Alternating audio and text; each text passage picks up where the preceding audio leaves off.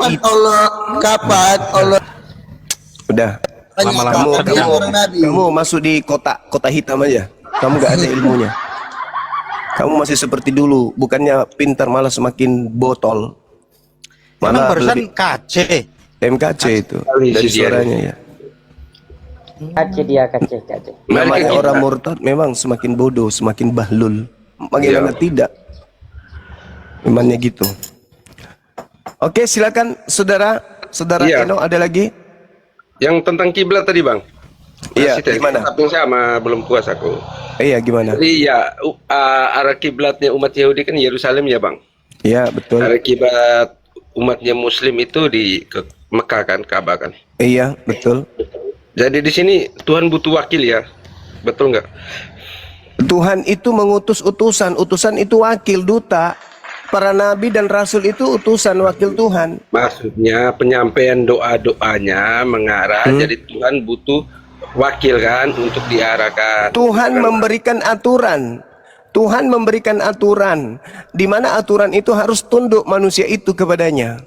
Sama seperti Yesus mengajarkan, berdoalah dalam namaku. Berarti Tuhan pencipta langit dan bumi menginginkan manusia itu mengaku Yesus itu sebagai rasul utusan Tuhan. Sama seperti kami berdoa, kami bersalawat dulu kepada Nabi Muhammad untuk mencerminkan bahwa kami ini adalah pengikut utusan Tuhan yang bernama Nabi Muhammad SAW. Berbicara mengenai ibadah arah kiblat diterangkan dalam kitabnya saudara-saudara kami Yahudi, dalam kitab Bilangan, dalam kitab Kejadian, di dalam kitab Keluaran, seluruhnya mengajarkan tentang arah ibadah atau kiblat. Oke, arah ibadah atau kiblat tadi. Tuhan kan maha kuasa kan. Dia nggak seperti manusia pendengarannya. Itu kan penjelasan dari Bang Juma. Pendengarannya nggak seperti manusia. 3 kilometer aja udah didengar. Kayak gitu. Allah as-sami. Manusia kan, Allah itu maha mendengar. Itu kan kalau manusia kan 3 kilometer aja atau 100 meter aja udah nggak didengar. Betul. Tapi kenapa dia memberikan kiblat arah tadi? Nah, untuk ketundukan manusia, ketundukan. Ingat, manusia itu memiliki potensi. Dan potensi manusia itu tidak bisa diintervensi. Siapapun. Contoh, ketika Anda masuk ke dalam kamar, apa yang Anda lakukan dalam kamar tidak ada yang bisa mengintervensi. Tak ada bisa. Anda mau ngapain di dalam kamar itu tak ada yang bisa kemudian mengatur Anda. Oleh karena itu, manusia itu adalah makhluk yang memiliki potensi jahat, potensi baik. Fa'alhamaha fujuraha wa taqwaha. Farikan hada wa farikan haqqa alaihimud dalalah. Manusia ada yang pantas mendapatkan petunjuk dan ada juga yang pantas untuk sesat. Jadi Tuhan itu kemudian cuma memberikan aturan. Nih aturan aku serahkan semuanya. Wa qulil haqqu mir rabbikum. Semua kebenaran aku sudah tumpahkan ke atas muka bumi melalui utusan-utusanku. Barang siapa yang mau tunduk kepada aturanku silakan tunduk. Barang siapa yang mau ingkar kepada aturanku silakan ingkar. La ikraha fiddin, tak ada paksaan. Jadi Tuhan itu memberikan aturan. Kamu kalau mau menyembah kepada aku lakukan ini. A, B, C, D. Itu sebagai ujian. Ini tunduk takut kepadaku atau justru mereka lebih mengikuti hawa nafsunya?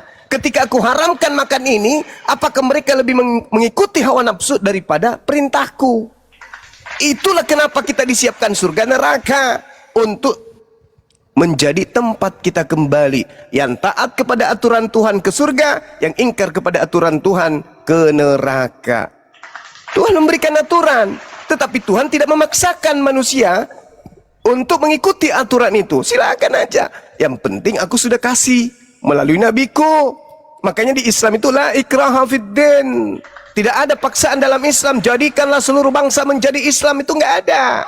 Berbeda dengan 28 Matius. Jadikanlah seluruh bangsa, jadikanlah seluruh bangsa, jadikanlah seluruh bangsa. Kalau tidak kau jadikan berarti kau melanggar. Kalau di Islam enggak. Ajaklah manusia. Ya sudah, ajak aja. Kalau mereka mau silakan, tidak mau ya silakan, tidak ada paksaan. Uda'u ila sabili rabbika. Ajaklah manusia, serulah manusia. Ya disuruh doang. Yang mau silakan, yang tidak mau silakan. Tidak seperti di kitab Anda. Jadikan. Nah, Anda tidak menjadikan kami pengikut Kristus, Anda berdosa. Itu perintah. Kalau kami hanya disuruh berseru, seru. sampaikan. Ya udah, kami udah sampaikan. Kalau mereka mau mendengar silakan. Kalau kamu disuruh menjadikan, kalian harus membuat kami menjadi murid Yesus. Itu paksaan. Nggak ada bang. Loh, dalil Matius 28 nomor 19. Pergilah ke seluruh dunia, jadikanlah seluruh bangsa. Ah, itu paksaan. Kalau di Islam tidak. Udah ila sabili rabbika bil hikmah. Serulah manusia kepada jalan Tuhanmu dengan baik, dengan cara-cara yang baik, dengan cara yang hikmah.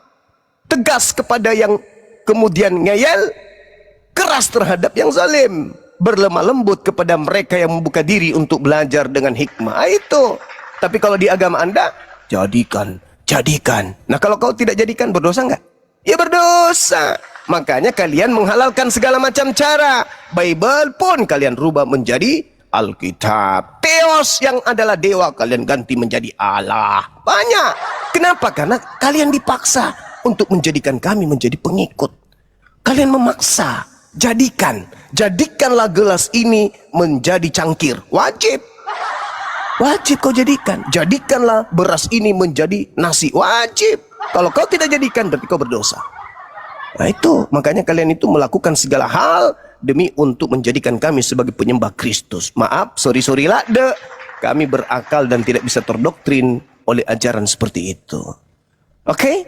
Ingat saudaraku, Bilangan 35:2, Kejadian 35:2, kemudian Keluaran 40 nomor 30, Keluaran 40 nomor 32, 1 Samuel 2 nomor 26, itu semua adalah dalil bagaimana kaum terdahulu memiliki arah ibadah, sujud menyembah, menghadap ke kemah pertemuan atau ke Baitel atau ke Baitullah atau Bait El atau Bait Eloah. Jadi Tuhan menyuruh menyembah kepada arah atau kiblat, baik Bukan menyembah kepada arah, menyembah kepada Allah dengan petunjuk arah yang sudah diberikan. Gitu. Berarti Allah menggantikan dirinya dengan yang lain ya bang? Hah? Coba Anda baca Kejadian 28 nomor 18. Keesokan harinya pagi-pagi Yakub mengambil batu yang dipakainya sebagai alas kepala dan mendirikannya itu menjadi tugu dan menuang minyak di atasnya. Dan batu yang kudirikan sebagai tugu ini akan menjadi rumah Elohim. Dari segala sesuatu yang engkau berikan kepadaku akan selalu kupersembahkan 1/10 kepadamu. Kejadian 31:45. Kemudian Yakub mengambil sebuah batu dan dirikannya menjadi tugu. Kejadian 28 nomor 22 dan seterusnya. Itu bukti bahwa nabi-nabi terdahulu menjadikan batu sebagai tugu di dalam beribadah, arah ibadah. Timbunan batu dan tugu inilah menjadi kesaksian bahwa aku tidak akan melewati timbunan batu ini mendapatkan engkau, dan bahwa engkau pun tidak akan melewati timbunan batu dan tugu ini mendapati engkau dengan berniat yang jahat. Nomor 14-nya. Kemudian Yakub mendirikan tugu di tempat itu, yakni tugu batu. Ia mempersembahkan korban curahan dan menuangkan minyak di atas tugu tersebut. Sudah menjadi tradisi agama langit. Begitu bang. Tuh bukan seperti kalian menyembah. Gitu. Oh jadi gitu ya bang. Jadi Tuhan bisa ya gitu dalilnya begitu gimana? Oh ya. Bisa digantikan dengan batu ya, sama kalau kita menyembah batu berarti kita menyembah Tuhan gitu kan bang? Geleng lagi. Orang gila. Yang menyembah batu itu kamu. Kolose 2 nomor 9 itu betul. Kisah Para Rasul 4:11, Yesus adalah batu, kau yang menyembah batu. Dibilang arah ibadah kok nyembah batu, piye to mas? Kan arah berarti ibadah. aku menyembah batu. Iyalah, batu di situ. Oh, ya aku penyembah batu. Kan abang sendiri yang baca tadi kan, lalu didirikannya batu dari tugu. Kan itu batu kan, bukan Tuhan kan bang? Ya, dia sembah nggak itu batu? Dia sujud di depannya berarti nyembah lah bang kan? Kan gitu. Kamu kan, sujud di depan gereja, di depan pendeta yang ada batu sagan, berarti kau sembah pendeta? Enggak. Enggak. Kau dalam gereja menghadap ke rumah penduduk. Di situ ada toilet, kau nyembah toilet? Ya kita semua manusia gitu kan, kalau mengharap palingan ada toilet depan bang. Berarti kau menyembah toilet? Hah? Nyembah toilet itu bang. Nyembah toilet. Oh, kamu di gereja nyembah toilet. Iya. Beleng. Oke. Silakan Anda istirahat, Anda di bawah. Enggak layak diskusi dengan saya. Turun. Silakan saudaraku, saya menghargai Anda. Silakan. Gila boleh, tapi jangan ngajak-ngajak. Oke? Gila boleh, tapi jangan ajak yang lain. Anda aja, kami nggak ingin gila. Bang Mak, mau diskusi atau mau nge-report di sini? Diskusi ya Bang Diskusi Juma. lanjut. Benar kata Bang Kuyang, Kucang, Tenang, Komalnya ini tenang. tempat orang-orang sinting dari sebelah kumpul di sini. Betul. Linda Dito, assalamualaikum warahmatullahi wabarakatuh. Dinda, semuanya, sahabat Eca dan yang lainnya. Waalaikumsalam Sempat warahmatullahi disapa. Assalamualaikum warahmatullahi wabarakatuh. Oke, berarti aku manggil apa nih, Bang Juma atau Nur Alim? Panggil saya Paulus.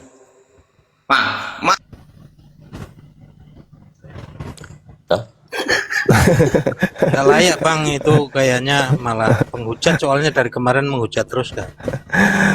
Oke, Nggak sahabat-sahabat pantas sekalian, berhadapan dengan Bang Juma. sahabatku Bang Ansor, salam kenal. Saya salut sama antum. Teman-teman yang lain, saya pamit untuk di sudut. Saya ada kegiatan, ada undangan teman-teman. Saya di sini sambil nyimak. Sekali-sekali kalau misalnya ada hal yang kredit, baru kita tampil lagi. Sahabat Kiko Chat, barakallah fik. Semoga berkah untuk antum dan keluarga antum. Penyakit antum diangkat, usianya dipanjangkan, urusan antum yang baik-baik dimudahkan oleh Allah Subhanahu wa taala. Amin. Amin ya rabbal alamin. Sekalian sahabat-sahabat, saya mohon baca Al-Fatihah untuk ananda kita dari salah satu kemudian netizen, anak beliau meninggal dunia semalam. Alhamdulillah. Kita doakan beliau. Saya baca chatnya dulu, namanya siapa ya teman-teman. Inilah pentingnya kita seperti ini bersilaturahmi, supaya kita saling mendoakan satu sama yang lain. Saya baca namanya, saya cari namanya beliau dulu. Ini kita doakan ya, saudara kita punya anak, saudara Billy Cats atau saudara Muhammad punya anak Muhammad Feros ya, di luar negeri kalau nggak salah beliau. Anak beliau usia 26 tahun, atas nama Lula Lahfa. Kita